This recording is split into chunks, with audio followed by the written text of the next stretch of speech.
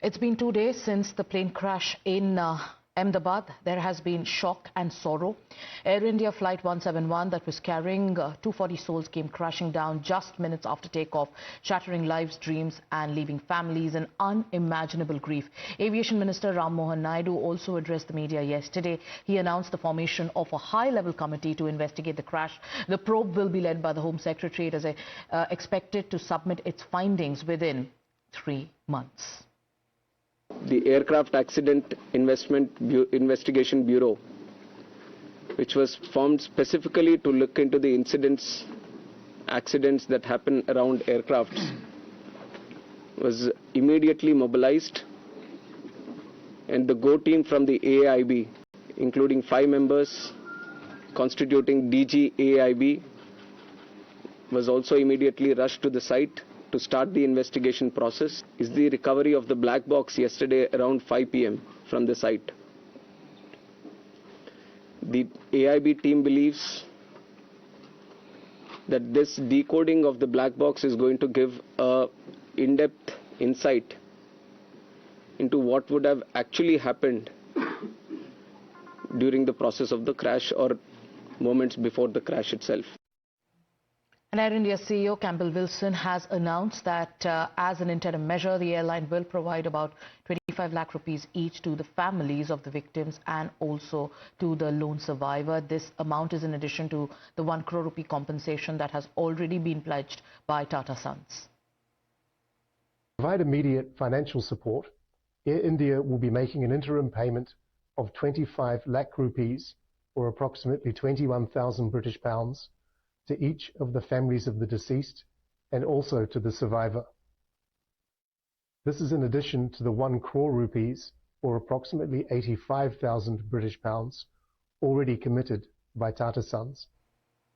So far, the DNA testing has confirmed the identities of 19 victims in the tragic plane crash, with officials assuring that identification efforts are continuing swiftly and efficiently. A dedicated team is also being formed to support foreign nationals who are expected to arrive in Ahmedabad. Meanwhile, there are authorities who are sharing that the lone survivor is recovering well and is said to be exceeding expectations.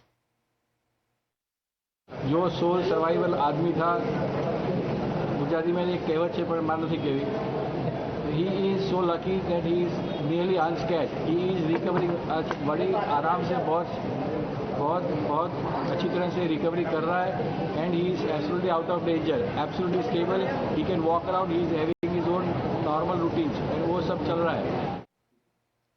My colleague Pratibha has been reporting from the ground. She's filed this report from the hospital where families of the deceased are there. They are also, crestfallen, devastated, seeking answers and justice. To finally take them home, I have with me a family member who has been waiting here outside the hospital for a long time now. Thank you for joining us. It's a very tough time for you. आपके family members थे जो flight में थे? जी ma'am. कौन थे? मेरा भांजा था जावेद अली, उसकी वाइफ थी मरियम और 2 छोटे बच्चे थे। तो वो यहाँ से अहमदाबाद से लंदन के लिए जा रहे थे, मतलब घूमने के लिए जा रहे थे या फिर वहाँ पे शिफ्ट हो रहे थे? नहीं, वहाँ पे तो ऑलरेडी है, वो ब्रिटिश नागरिक ही थे। उनकी जो वाइफ थी ब्रिटिश नागरिक थी और वो इंडिया आए थे ईद की छुट्टी मनाने की। 6 दिन की छुट्टी थी और बच्चों से मिलाना था उनको, तो इसलिए वो लेके आए थे बच्चों को, पूरी फैमिली को, और लेके आने के बाद में ऐसा हुआ कि हादसे का शिकार। आप लोगों को कब पता चला कि ऐसे क्रैश हुआ है? आपको अथॉरिटीज़ की तरफ से कॉल आया या फिर आपने मीडिया में देखा फिर आप यहाँ हॉस्पिटल आए? नहीं, जिस दिन ये हुआ हादसा हुआ उसी दिन एक हमारे रिलेटिव कुछ अहमदाबाद में रहते हैं, उन्होंने फ़ोन किया कि अहमदाबाद में एक प्लेन क्रैश हुआ जो लंदन जा रहा था।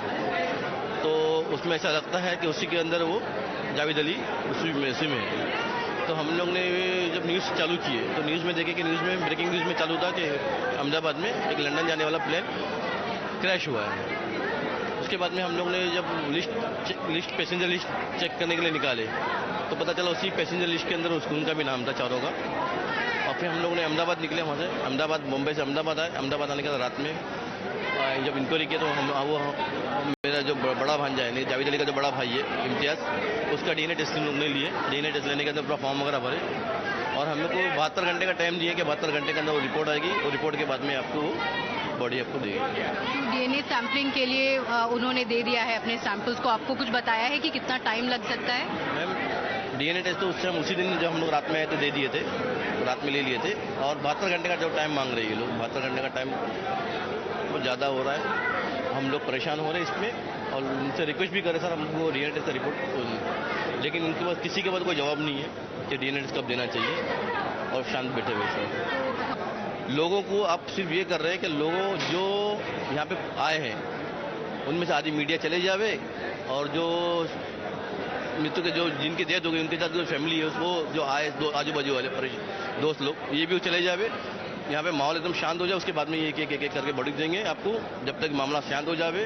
ताकि अगर आज ये डिक्लेयर कर देवे कि भाई इतनी बॉडी हम को दे रहे और एक हंगामा हो जाएगा, और हंगामे में प्रेशर गवर्नमेंट पे आएगा, इसलिए वो चाहते नहीं कि हम वो रिपोर्ट देवे। तो मैं तो गवर्नमेंट सेंट्रल और स्टेट गवर्नमेंट दोनों से रिक्वेस्ट कर रहा हूँ कि भाई आप अपने टेक्नीशियन बढ़ाइए। माँ बेटे से जुदा हो रहा है, भाई भाई से हो रहा है, बहन भाई से हो रहा है, बच्चे माँ बाप से हो रहे हैं, तो ये आप काफ़ी लापरवाही है ना। तो आज पैसा लोगों को बांटने से अच्छा आप अपने फ्लैट में लगा लो। वो फ्लैट में पैसा लगाने को तैयार नहीं है आप, और वो पैसा उठा के लोगों को बांट रहे हैं। लोगों को आप दिखाना क्या चाहते हो?